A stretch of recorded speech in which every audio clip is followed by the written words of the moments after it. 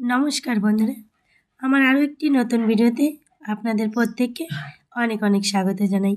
আপনারা সবাই কেমন আছেন? আশা করছি যে যেখানে আছেন সবাই অনেক ভালো আছেন, আর আমিও বেশ ভালোই রয়েছি।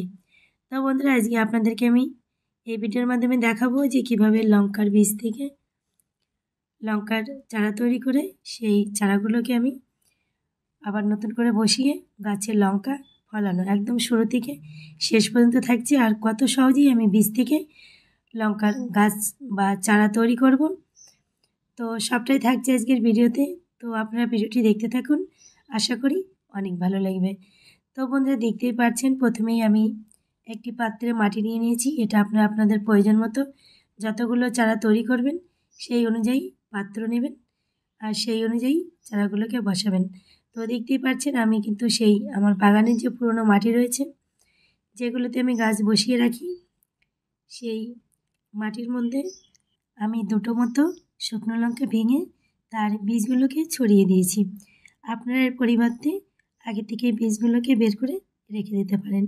অবশ্যই বীজগুলোকে শুকিয়ে নিতে হবে, আর লঙ্কার কোয়ালিটিটা একটু ভালো নিতে হবে, নইলে কিন্তু আমাদের চারা থেকে যে গাছগুলো বড় হয়ে যে লঙ্কাগুলো হবে সেই লঙ্কাগুলো কিন্তু খেতে ভালো লাগবে না।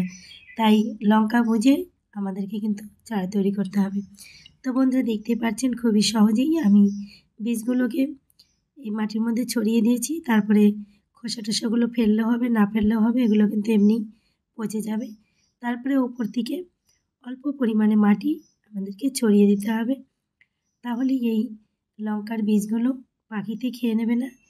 তারপরেও একটু মাটি চাপা দিয়ে থাকলে অঙ্কুরটা খুব তাড়াতাড়ি হবে, সরাসরি সূর্যের তাপটি লাগবে না। তো সেই জন্য অল্প পরিমাণে আমি মাটি দিয়ে দিয়েছি। এবার খুব বেশি পরিমাণে মাটি কিন্তু দেওয়া যাবে না, তাহলে কিন্তু লঙ্কার ছোটো ছোটো চারাগুলো কাণ্ড খুবই নরম থাকবে, তাই মাটি চাপার উপরে উঠতে পারবে না। তাই খুবই হালকা পরিমাণে মাটি দিয়ে দিতে হবে। এবার এই মাটিটা কিন্তু আমার সম্পূর্ণ শুকনো ছিল, তাই একটু বেশি পরিমাণে জল দিয়ে দেব। আর এই জলটা দেওয়ার পরে কিন্তু আর জল যখন প্রয়োজন পড়বে ঠিক তখনই দেব, তার আগে কিন্তু দেব না। খুব বেশি জল দিলে কিন্তু আমাদের বীজগুলো পচে যাবে। তো দেখতেই পেলেন, অবশ্যই পাত্রের নিচে কিন্তু ড্রেন হোল রাখতে হবে। দেখতেই পাচ্ছেন আমার কিন্তু ড্রেন হোল দিয়ে জলগুলো কিন্তু বেরিয়ে যাচ্ছে। তো দেখতেই পেলেন, এমনি করেই কিন্তু আমি বীজগুলোকে বসাই।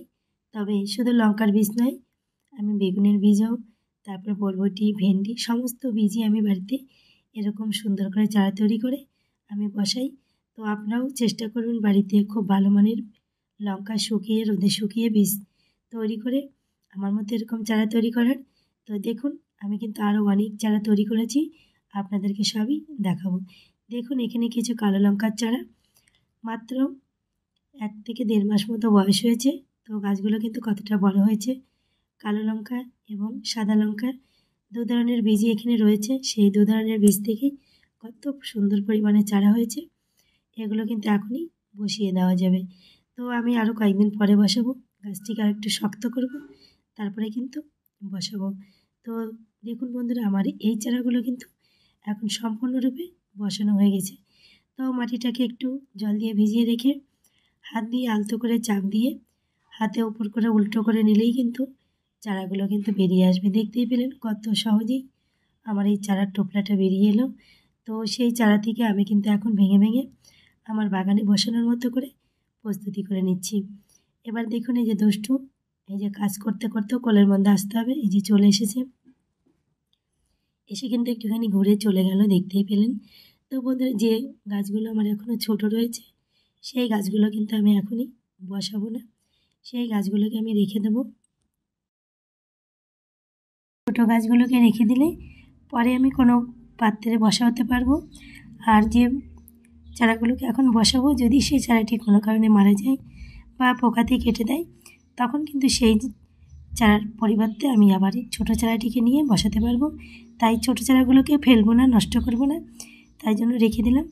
আর যে চারাগুলো বসানোর উপযুক্ত হয়েছে সেই চারাগুলোতে একটুখানি মাটি সমেত জড়িয়ে নিচ্ছি, তাহলে কিন্তু গাছটি একটুও মরবেও না এবং হেলবে দুলবে না, খুবই সুন্দর থাকবে।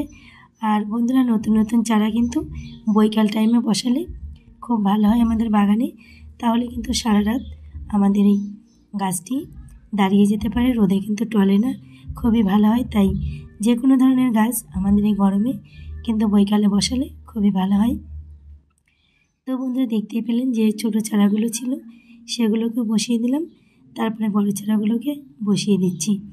তো দেখতেই পাচ্ছেন অল্প করে গর্ত করে আমি মাটিটা রেডি করে রেখেছিলাম এবং গতকালই ভিজিয়ে রেখেছি।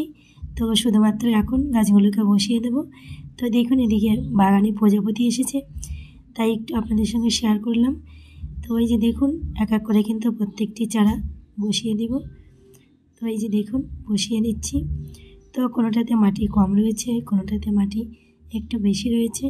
তো সব কিছু আমরা সুন্দর করে গুছিয়ে সাজিয়ে চারাগুলোকে বসিয়ে দিচ্ছি।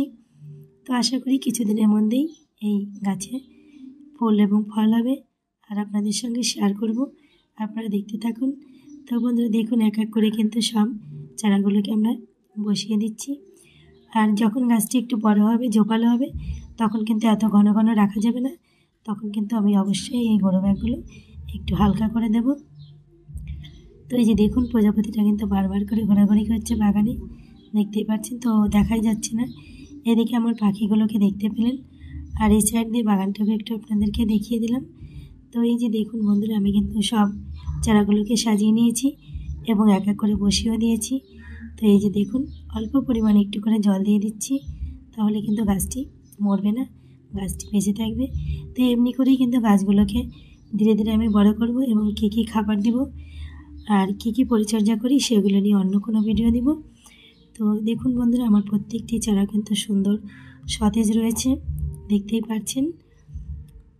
দেখুন প্রত্যেকটি গাছের চারাই কিন্তু ভীষণ সুন্দর রয়েছে, দেখুন। তো এরকম করেই থেকে যাবে লঙ্কাগুলো। তো যখন একটু বড় হবে তখনই ফুল ফল হবে, অবশ্যই আপনাদের সঙ্গে শেয়ার করব। দেখুন কিছুদিন পর আমার গাছে কিন্তু সম্পূর্ণ ফুল এবং ফল চলে এসেছে। দেখুন এগুলো কিন্তু কালো লঙ্কার চারা আর পাশে রয়েছে কিছু সাদা লঙ্কার চারা, দেখতেই পেলেন। তো বন্ধুরা দেখতেই পেলেন আমি কত সহজেই বীজ থেকে চারা তৈরি করলাম এবং বাগানে বসিয়ে সেই চারা থেকে কিন্তু লঙ্কাও আমি আপনাদেরকে দেখালাম কেমন হয়েছে। তো আপনাদের আমার এত সময় আমার সঙ্গে থাকার জন্য অনেক অনেক ধন্যবাদ।